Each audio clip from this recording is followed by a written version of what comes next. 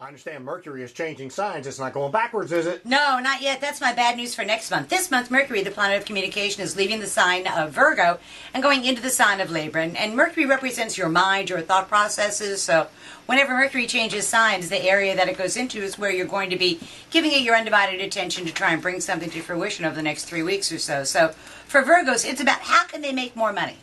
And because Libra is the sign of partners, Virgos need to think about who they can partner up with in order to make more money. And it's going to be through their words or through their thoughts rather than through physical labor. For Libra, Mercury is entering their sign. They have spent the last 30 days or so biting their tongue, just keeping their mouth shut because they don't really want to say what they think. Well, Mercury has entered their sign, and now there'll be no stopping them from saying what they think, albeit in a very charming fashion. For Scorpio, it is in their 12th house of their own undoing, and they have to be really careful with their words. Scorpios have very sharp tongues, and they do their battle a lot of times with their tongues, and they have to be careful with the words that they say because they may end up having to eat them. So I'm always careful with them. And they never taste good. Never.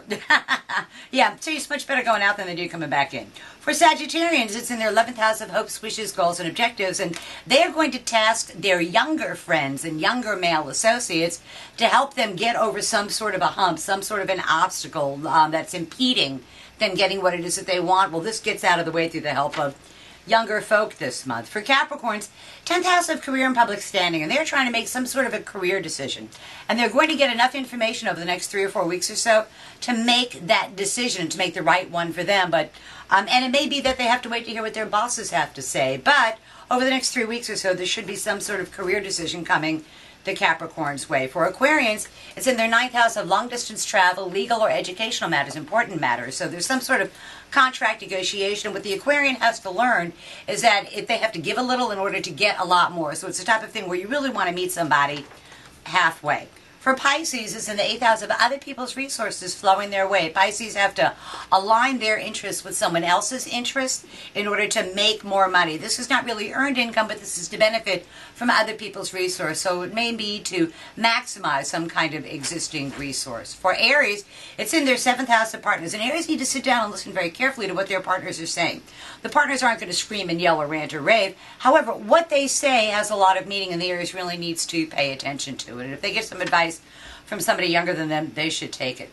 For Tauruses, it's in their 6th house of work, and Taurus's challenge over the next 3 weeks, because the pace of their work life is about to pick up, is to find a way to delegate some authority, to get some help in doing this. And I'm not saying give it all away, but for crying out loud, there are people around you, Taurus, that are willing to help you if you ask, and they'll take some of the burden off you, and they should really think about doing that. Yeah, especially Pat with Christmas Wish and all that she's going to be doing. Yeah, people say, hey, how can I help? Go, here's how you can help. You can do this or you can do that instead of not doing it. For Geminis, it's in their 5th house, so we want to have a good time. We just want to have fun.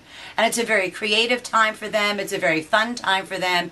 It's a good time if you're single to attract someone, or if you're married, your marriage goes well. But it's a good time for children and lovers for Geminis. For Cancers, it's in their 4th house of home, and they need to talk about what it is they want to do at home, to either remodel their home, refurbish their home, or deal with some sort of problem at home.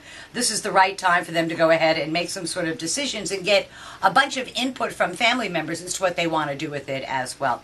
And then for Leos, you ask, what's up with us? It's about, no longer is the focus really on making a boatload of money. The focus now is the pace of their day-to-day living is about to pick up. Communication is about to increase.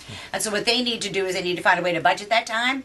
Yeah. And to bridge a gap between where they are to where it is they want to be, because otherwise they'll end up repeating themselves and doing it over again. So for them, it's a matter of the pace of their day-to-day living is about to pick up to warp speed. So no dawdling for them, and communication that they've been waiting for arrives sometime over the next 3 weeks or so, and it brings very good news with it. So that's tomorrow's news today for the 12 signs of the zodiac with Mercury, the planet of communication, changing signs.